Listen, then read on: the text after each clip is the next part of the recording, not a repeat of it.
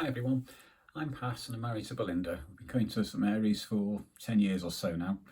For me, growing up, things weren't so good at home and I developed a pretty mixed up view of relationships. The idea of unconditional love wasn't something I'd ever experienced or could even articulate. This also affected my relationship with Jesus when I became a Christian in my late teens.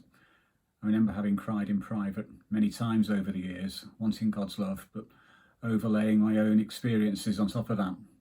I didn't grasp the centre of the gospel and was still trying to earn his love. Little wonder that the next day I did something wrong. I thought that Jesus had abandoned me. For a long time I continued with an arm's length relationship with him. He was there in a factual sense, but I could never be close. And God heard and saw my tears, and looking back he was always there and helped me see the cracks in my thinking. Fast forward to the 21st century, I met and married someone who showed me what real love is. Very slowly, I allowed myself to lower my very well developed defences. This wasn't just with Belinda, but also with God. I was on the receiving end of unconditional love, which wasn't controlling, manipulative, or unhelpful in other ways. I also understood that when I mess up, there is forgiveness.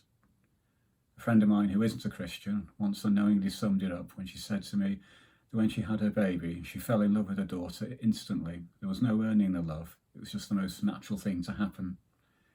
In the same way that God spoke to me through Belinda, we can all be used to show our friends, colleagues and neighbours God's love and power.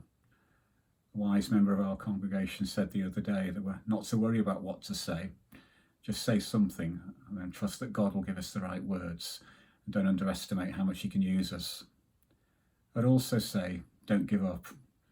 Transformation isn't instant in my experience and can often feel like 2 or more steps back and baby steps forward. I'm lovable because God made me. He doesn't make mistakes or make rubbish. He loves me so much that he died for me. And that's a very good place to start.